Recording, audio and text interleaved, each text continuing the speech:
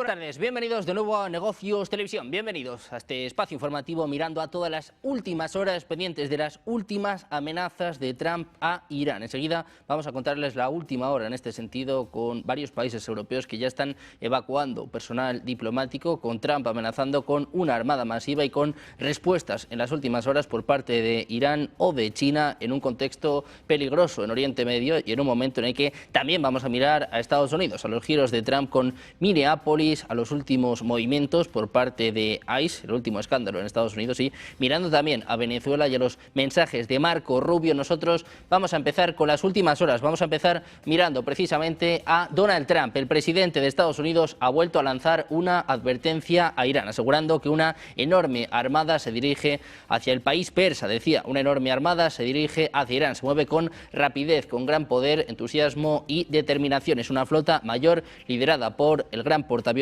Abraham Lincoln. Decía, una flota mayor que la enviada a Venezuela, que está lista, dispuesta y capacitada para cumplir su misión con rapidez y violencia si es necesario. Decía Trump, esperemos que Irán se siente pronto a la mesa de negociaciones y negocie un acuerdo justo y equitativo que beneficie a todas las partes. El tiempo se acaba, es realmente esencial. Lleguen a un trato. Recordaba la operación Martillo de Medianoche. Están viendo ustedes en sus pantallas dos mensajes, uno, bueno, pues que es del día de hoy y otro del pasado 12 de junio, precisamente cuando tuvo lugar el primer ataque de Estados Unidos contra Irán. Muchos analistas, muchos expertos comparan estos mensajes y apuntan a un ataque inminente de Estados Unidos. El mensaje, el lenguaje que está utilizando el propio Donald Trump, hablando de una negociación, hablando también de la armada que ya se dirige hacia Irán con el US Abraham Lincoln, que ya está a tiro de Irán, ya está preparado para lanzar ataques y sobre todo con las informaciones que hablan de que Reino Unido e Israel están listos y preparados para ayudar a este ataque de Estados Unidos. Estos últimos mensajes de Donald Trump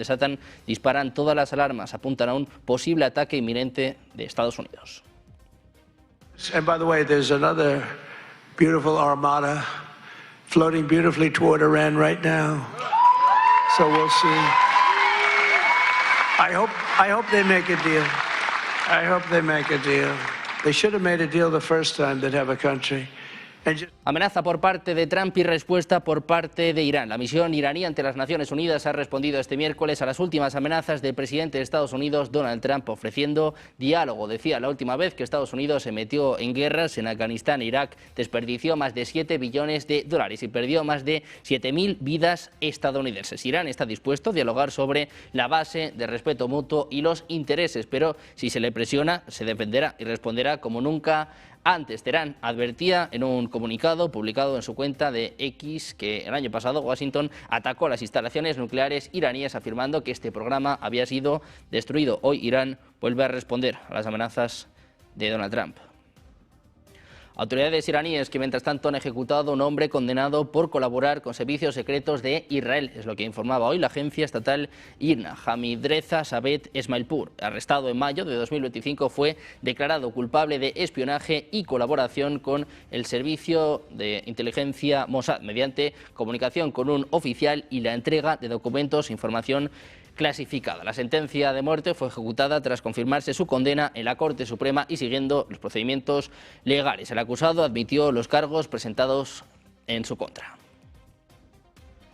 Con el foco puesto en Irán y en estas amenazas de Donald Trump, vamos a mirar también a Europa para contarles que ha comenzado la evacuación de su personal diplomático no esencial en Oriente Medio, ante crecientes tensiones en la región. Según varios informes, se observa un aumento significativo de vuelos de carga VIP entre Europa y Oriente Medio, lo que confirma el inicio de operaciones de retirada. Entre los movimientos más llamativos, un avión cisterna adicional ha sido desplegado hacia la base de Al-Udeid, elevando el total de vuelos estratégicos activos a 19. Esta movilización refleja la preocupación por la seguridad del personal europeo y la preparación ante posibles ataques. Analistas señalan que la evacuación no solo tiene un componente de seguridad inmediata, sino que también podría anticipar impactos económicos y geopolíticos en la región, sobre todo en torno al flujo de comercio y energía. La presencia de vuelos VIP y de carga simultáneamente indica una coordinación logística de alto nivel, preparando tanto la salida de personal como el traslado de recursos críticos. También miramos a la respuesta por parte de China. La misión ante las Naciones Unidas, en un día en el que precisamente se debatía la situación en Oriente Medio, habla de la situación en Irán, advierte directamente a Estados Unidos. El representante permanente de China ante la ONU dice que la situación actual en Irán ha atraído la atención generalizada, ya que la sombra de la guerra se cierne sobre nosotros. Dice que las tensiones aumentan en Oriente Medio y que Irán es un Estado independiente y soberano. Sus propios asuntos, dice, deben ser decididos independientemente por el pueblo iraní. China espera y apoya la estabilidad en Irán y la defensa de su soberanía, seguridad e integridad territorial. Dice además que el uso de la fuerza no puede resolver los problemas. Añade, advierte a Estados Unidos que cualquier aventurarismo militar solo conducirá a la región a un abismo. Además dice que hace un llamamiento a todas las partes para que respeten los propósitos y principios de la Carta de la ONU, se opongan a la injerencia en los asuntos internos de otros países y rechacen la amenaza o el uso de la fuerza en las relaciones internacionales. China espera que Estados Unidos y otras partes relevantes atiendan el llamamiento de la comunidad internacional y que los países de la región tomen más medidas que conduzcan a la paz y la estabilidad en Oriente Medio, evitando exacerbar las tensiones y echar leña al fuego. También hablaba en este sentido el ministro de Exteriores egipcio, Bader Abdelati. Mantuvo conversaciones telefónicas con su homólogo iraní, Abbas Araghchi, y con el enviado especial de Estados Unidos para Oriente Medio, Steve Witkoff, en las que abogaba por mantener abiertos los canales diplomáticos y crear las condiciones para reanudar el diálogo entre Washington y Teherán sobre la cuestión nuclear. El jefe de la diplomacia mantuvo estos diálogos para abordar los acontecimientos en Oriente Medio y la desescalada en un momento de tensión entre Irán y Estados Unidos, a lo que apuntaba este miércoles un comunicado del Ministerio de Exteriores egipcio. Abdelati insistía en la necesidad de intensificar los esfuerzos para reducir las tensiones y trabajar por la calma, a fin de evitar que la región se sumerja en nuevos ciclos de inestabilidad. Mientras tanto, el presidente de Estados Unidos tendrá amplia autoridad sobre la gobernanza de la Franja de Gaza y la gestión de la ayuda a su población, es lo que apunta un borrador del plan de la Junta de Paz. Según el documento mencionado por The New York Times, esta autoridad podría incluir el nombramiento de altos funcionarios y la asignación de responsabilidades clave en la región. La resolución, fechada del 22 de enero, todavía no ha sido firmada por parte de Donald Trump. Varios funcionarios de Estados Unidos afirman que todavía se está debatiendo y que no está claro si esta versión representa el texto final. Según este plan, Trump podría nombrar a un alto representante para Gaza y a un comandante de una fuerza internacional de estabilización. Continúan, mientras tanto, las bajas civiles en la Franja de Gaza. También continúa la tensión en Estados Unidos. Donald Trump decía que Alex Preti no debería haber portado un arma. Calificaba el enfrentamiento fatal con agentes federales como un incidente muy desafortunado. Señalaba que es un incidente muy lamentable y horas antes decía que quería una revisión exhaustiva de este caso. Vamos a escuchar el último mensaje de Trump sobre la situación en Minnesota.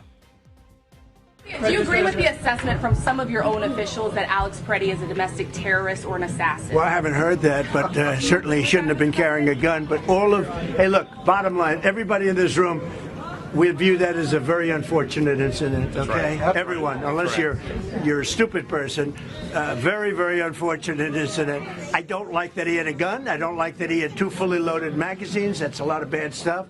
And despite that, I say that's a very unfortunate. Y a todo esto, pendientes de Minnesota, vamos a mirar a una nueva polémica con ICE. Agentes de inmigración de Estados Unidos intentaron ingresar al consulado de Ecuador en Minneapolis este martes. Sin embargo, el personal del consulado les negó el acceso, es lo que apunta el Ministerio de Relaciones Exteriores del país. Funcionarios del consulado afirmaron que impidieron la entrada al edificio de un agente de servicio de inmigración y control de aduanas. Además, activaron los protocolos de emergencia para proteger a los ciudadanos ecuatorianos presentes en ese momento. Vídeos que circulan en las redes sociales muestran al personal negando la entrada al edificio a esta agencia. El gobierno de Ecuador ha calificado este incidente como un intento de incursión y presentó una nota de protesta formal ante la Embajada de Estados Unidos en la capital, en Quito, pidiendo garantías de que acciones similares no ocurrirían en el futuro. Según el derecho internacional, las oficinas consulares están protegidas contra la entrada no autorizada por parte de las autoridades del país anfitrión. La Convención de Viena sobre Relaciones Consulares, ratificada por Estados Unidos, prohíbe a las fuerzas del orden entrar en las zonas de un consulado en funcionamiento utilizadas para asuntos oficiales sin la autorización del director del consulado, excepto en casos de emergencia, como por ejemplo un incendio u otro peligro inminente.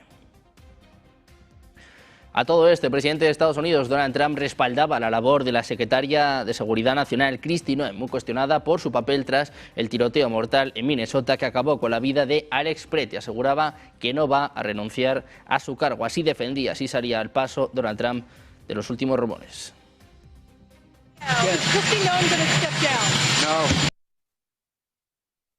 También salía al paso la presidenta de México, Claudia Sheinbaum. Asegura este miércoles que su gobierno seguirá auxiliando a Cuba de múltiples formas, más allá de que se suspendan por ahora los envíos de petróleo. Este es el mensaje de Claudia Sheinbaum. Preguntas para que pueda yo aclarar lo que se dijo ayer.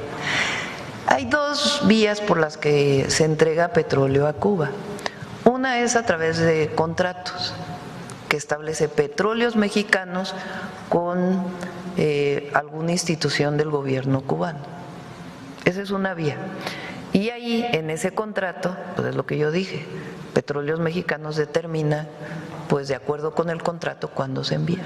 La otra es la ayuda humanitaria, que también se envía petróleo por ayuda humanitaria, como otras cosas que se envían por ayuda humanitaria. Por ejemplo, recientemente Estados Unidos envió ayuda humanitaria a la isla y otros países han enviado ayuda humanitaria. Decía Simón que la ayuda humanitaria a Cuba, como otros países, continúa. Dice, México siempre ha sido solidario con todo el mundo y son decisiones soberanas, en lo que apuntaba en una conferencia después de que Bloomberg revelara que México dejó de enviar petróleo a la isla en medio de las últimas presiones por parte de Donald Trump, quien asegura que el país caribeño ya no tendrá más suministro energético. Decía Simón, hay dos vías por las que se entrega petróleo a Cuba. Una es a través de contratos que establece Pemex con alguna institución del gobierno cubano y en ese contrato Pemex determina cuándo se envía. Mientras tanto, miramos también a Europa con Kaja Kallas, la alta representante de la Unión Europea para Asuntos Exteriores y Política de Seguridad. Advertía este miércoles que la defensa europea tiene que adaptarse a las nuevas realidades para sobrevivir en un entorno marcado por el auge de la política de poder y la creciente incertidumbre sobre el compromiso del papel de Estados Unidos. Let me be very clear. We want strong transatlantic ties. The US will remain Europe's partner and ally, but Europe needs to adapt to new realities. Europe is no longer Washington's primary center of gravity. The shift has been ongoing for a while. It is structural, not temporary. It means that Europe must step up. No great power in history has ever outsourced its survival and survived.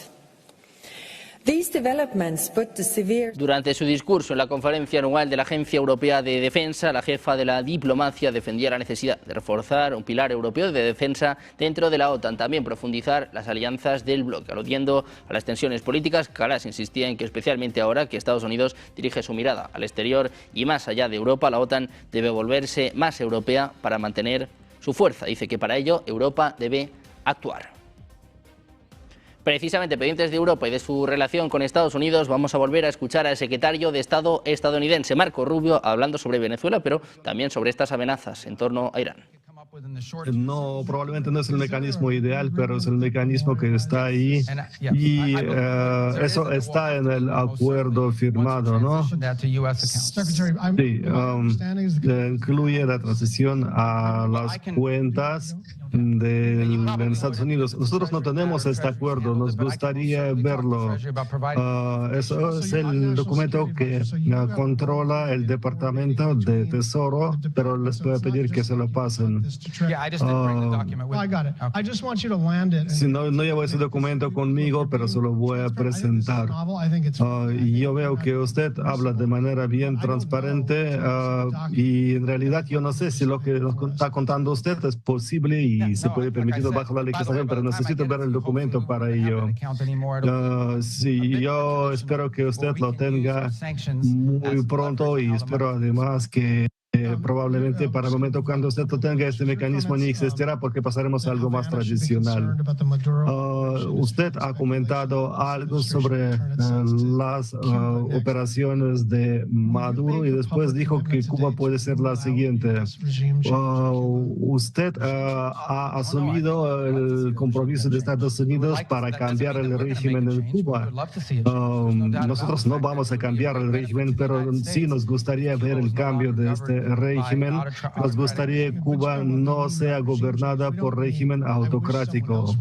Pero cuando decimos que vamos a cambiar el régimen, eso no significa que queremos... Escuchando a Marco Rubio, el secretario de Estado de Estados Unidos, hablando sobre Cuba, hablando también sobre la OTAN, dice que las garantías de seguridad son irrelevantes sin el papel, sin el apoyo de Estados Unidos. Dice, estamos ahora en una buena situación con Groenlandia. Muy pendientes de los mensajes por parte de Marco Rubio. Pueden seguir toda esta comparecencia en nuestro canal de YouTube. En paralelo, nosotros hacemos una pequeña pausa, 2 minutos, y enseguida más información en Negocios Televisión.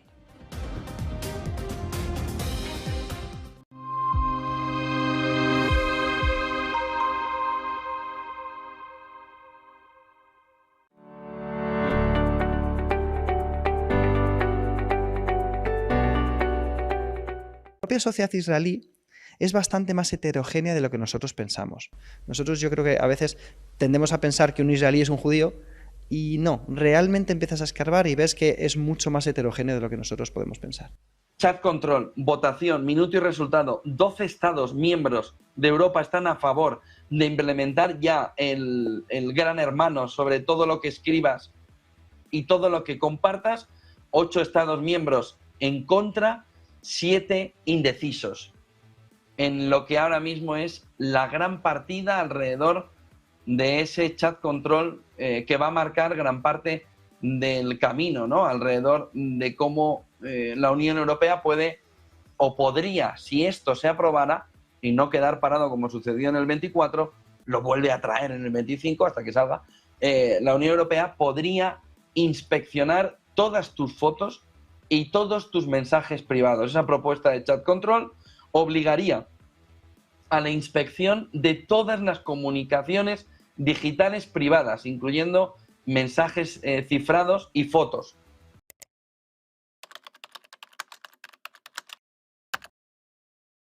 Buenos días, 8 de la mañana es la figura de Charlie. Buenos días, 8 de la mañana, dicen que al oro le han bajado a la tierra después de la jornada de ayer. Seguimos en Negocios Televisión. Mañana continuamos en Negocios Televisión. Sean bienvenidos de nuevo a Negocios Televisión. Negocios Televisión. Sobre todo intentando ver lo que Europa está poniendo encima de la mesa en esos ejercicios militares.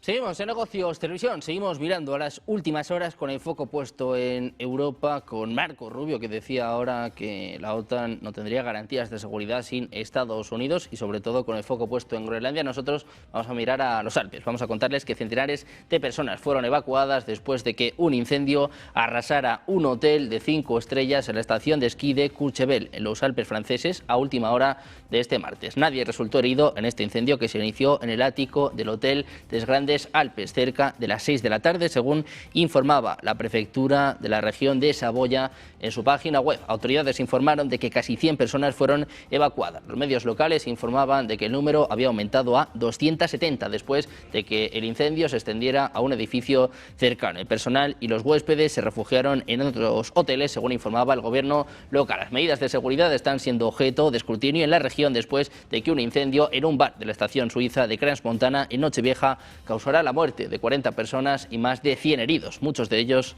adolescentes. También hay que mirar a Alemania, y es que la policía germana realizaba registros en las sedes del Deutsche Bank en Frankfurt y en Berlín por presunto lavado de dinero, es lo que apuntaba el diario Spiegel este miércoles. Según la información, la investigación la lleva a cabo la Policía Criminal Federal en nombre de la Fiscalía. El diario Spiegel informó que detectives vestidos de civil entraron en la sede del Deutsche Bank en Frankfurt después de las 11 en España. Según informes aún no confirmados, el banco presuntamente mantuvo contacto con entidades extranjeras sospechosas de participar en blanqueo de capitales. El Deutsche Bank no ha hecho comentarios y la Fiscalía no ha aportado más detalles. El que sí ha hecho comentarios es Mark Carney. El primer ministro canadiense niega haberse retractado de su discurso de Davos. Manda este mensaje para Donald Trump. Well, first off, the president called me yesterday. We had a very good conversation on a wide range of subjects, ranging from situation in Ukraine, Venezuela, Arctic security. We discussed as well what Canada is doing positively, and this is the context of our discussion, what Canada is doing positively to build new partnerships around the world. I explained to him our arrangement with China.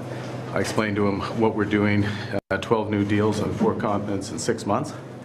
He was impressed. Además, les contamos que los 2 marineros rusos que formaban parte de la tripulación del tanquero con bandera rusa marinera, apresado por Estados Unidos a principios de este año, han sido liberados, en lo que informaban este miércoles. Autoridades rusas decían, los 2 marineros han sido liberados y se encuentran de camino a Rusia, es lo que comunicaba la portavoz del Ministerio de Exteriores de Rusia, María Zaharova, citada por la agencia STASS. Se trata de su capitán y su primer oficial que han abandonado aguas territoriales de Reino Unido a bordo de un barco de la Guardia Costera estadounidense, según apuntaban medios británicos. Hablamos también de Rusia. Mensajes en torno a Volodymyr Zelensky. Invitan al presidente ucraniano a Moscú. El asesor presidencial ruso, Yuri Usakov, dice que si Zelensky está listo para reunirse, puede viajar a Moscú. Es lo que apuntaba en respuesta a las declaraciones de Ucrania sobre la disposición de Zelensky a mantener conversaciones con Vladimir Putin. El asesor admitió que no es una cuestión nueva y que se abordó varias veces en conversaciones telefónicas con Donald Trump. Durante estas llamadas, el propio Trump propuso estudiar esa opción, decía Usakov. Nunca hemos descartado y no rechazamos contactos de esa clase. Indicaba que es una cuestión clave que estos contactos estén bien preparados y que busquen lograr efectos positivos concretos.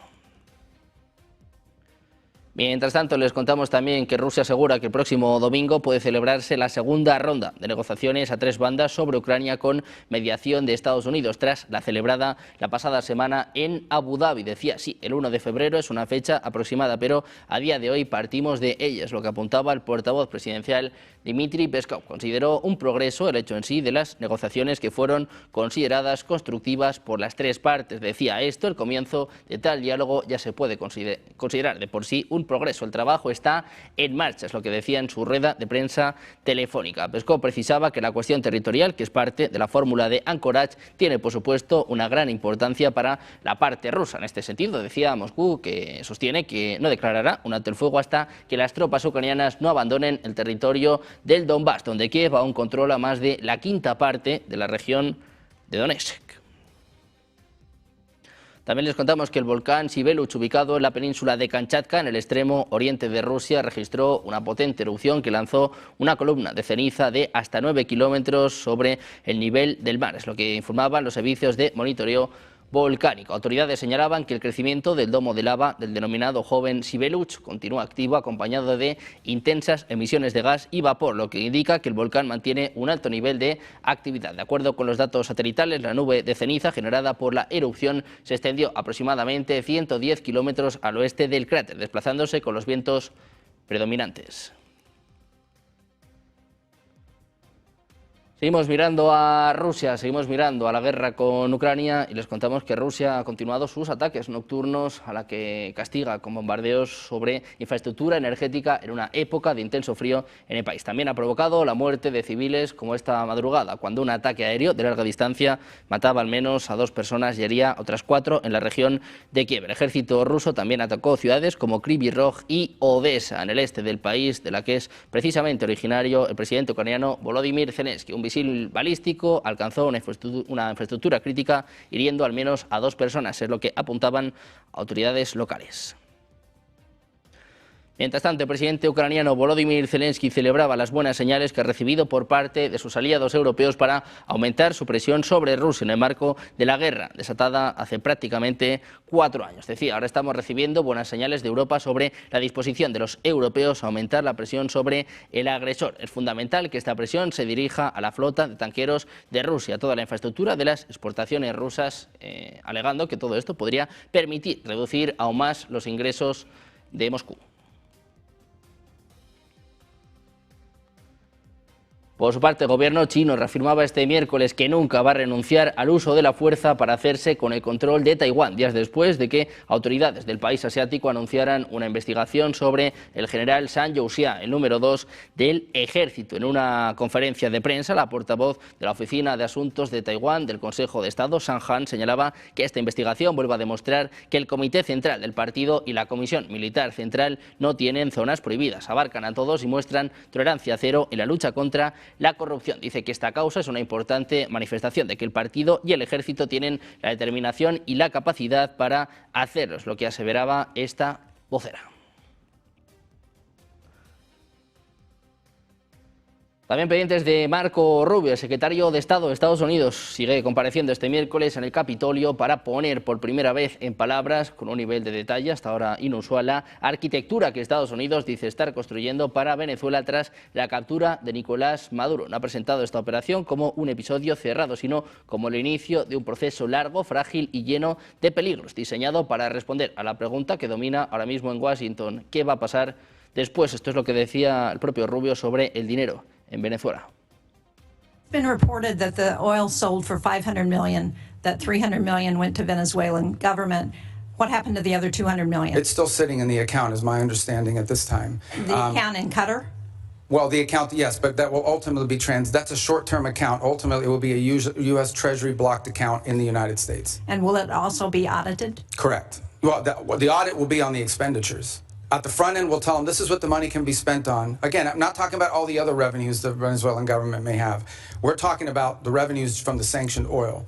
At the front end, we will say this is what the allowable expenses are, and then they will agree to fund, as part of the overall cost, they will pay for and fund an audit system acceptable to us to ensure that that's how the money was spent. And can you... El propio Rubio intentó ordenar la transición en 3 objetivos. El final, insistía, es una Venezuela amigable, estable, próspera y democrática, con elecciones libres y justas en las que todos los sectores estén representados. Subrayaba que no basta con votar si la oposición no tiene acceso a los medios o si los candidatos son inhabilitados, pero reconocía que ese horizonte nos alcanza en semanas. Decía que va a llevar tiempo. El primer objetivo inmediato es la estabilidad. Rubio ha descrito el escenario que la Casa Blanca quiere evitar tras la salida de Maduro, es decir, una guerra civil, luchas entre facciones, colapso de la cadena de mando, una nueva ola migratoria hacia Colombia y, según él, una de las claves para haberlo evitado es establecer conversaciones directas, honestas y muy claras con aquellos que controlan a día de hoy elementos del aparato estatal venezolano, como fuerzas de seguridad, estructuras administrativas, mandos que siguen operando en el terreno y mucho más. Marco revela que Delcy Rodríguez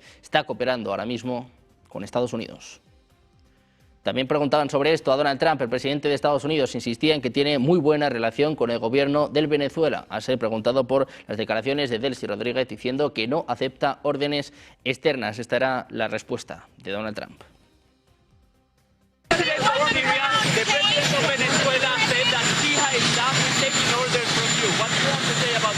Well, I don't know exactly what's going on there, but I haven't heard that at all. No, we have a very good relationship.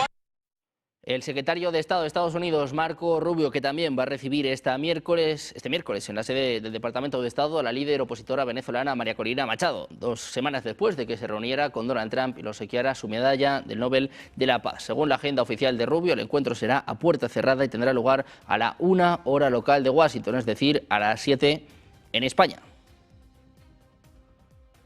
Pendientes de Marco Rubio de esta reunión con Machado, vamos a escuchar precisamente al secretario de Estado de Estados Unidos, que sigue compareciendo ante el Senado. Del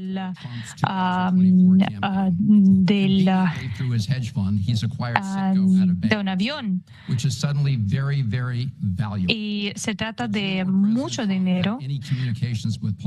Usted y el presidente Trump tuvo alguna conversación sobre estas negociaciones. ¿Estuvo usted junto con él en este momento? No, yo no puedo responder a esta pregunta porque nosotros tuvimos que crear un depósito para el dinero de la venta del petróleo venezolano dentro de nuestro país con las medidas de controlar este flujo. Sí, bueno, veo que no quiere responder a mi pregunta. Se trata de que una parte de este dinero va a ser encaminada, dirigida a las autoridades de Venezuela, y no todo es transparente, y tenemos toda una lista de casos así. Pero bueno, nosotros todos escuchamos el presidente decir petróleo, petróleo, petróleo, y esto nos hace cuestionar el argumento, el motivo que estaba detrás de toda la operación de la captura de Maduro. Bueno, ya entendí a lo que viene usted, pero yo reitero que a corto plazo tuvimos que resolver el tema de que el país de Venezuela ya no tuvo dónde depositar su petróleo. Los almacenes están llenos. Entonces, ¿qué hacemos nosotros? No podemos sumir a este país al caos, no podemos provocar este caos, ¿verdad? Por eso nosotros pensamos en un mecanismo de crear un depósito donde pueden depositar el dinero de la venta con nuestras reglas y nuestras condiciones para que puedan venderlo. Entonces, nosotros, ¿cómo vamos a evitar un colapso sistémico? Porque tampoco queremos esto para Venezuela ni para nuestra propia seguridad. Sabemos que se invirtió mucho dinero en la campaña presidencial del presidente Trump, pero la proveniencia de este dinero, como sabemos, tampoco es muy clara, y tampoco es clara la proveniencia, el origen del dinero y el uso del dinero que ahora va a circular en Estados Unidos con la Asociación de Venezuela. Bueno, señor Rubio, yo la verdad estoy muy orgulloso de la administración actual de Estados Unidos, y a mí me gusta mucho lo que ustedes han hecho en el último año. Y yo quisiera preguntarle, el gobierno de Venezuela están ahora revisando sus relaciones con China, Rusia e Irán. La administración de Trump está considerando participar de alguna manera en este proceso. Bueno, nosotros vimos muchas acciones, muchos actos que se emprenden en esta esfera. En cuanto a los recursos naturales, nosotros confiamos en nuestros socios y en nuestros aliados, pero voy a reiterar que el petróleo de Venezuela, el crudo, es muy pesado y hay que mezclarlo con una mezcla especial, y ellos lo recibían el 100% de esta mezcla de Rusia. Ahora, desde Marco Rubio, el secretario de Estado de Estados Unidos, compareciendo ante el Senado, hablando sobre este ataque a Venezuela, esta captura de Maduro y sobre todo qué va a pasar a partir de ahora. Pueden seguir toda esta comparecencia en nuestro canal de YouTube. En paralelo, antes hacemos una pequeña pausa, 2 minutos, y enseguida los expertos en negocios televisión.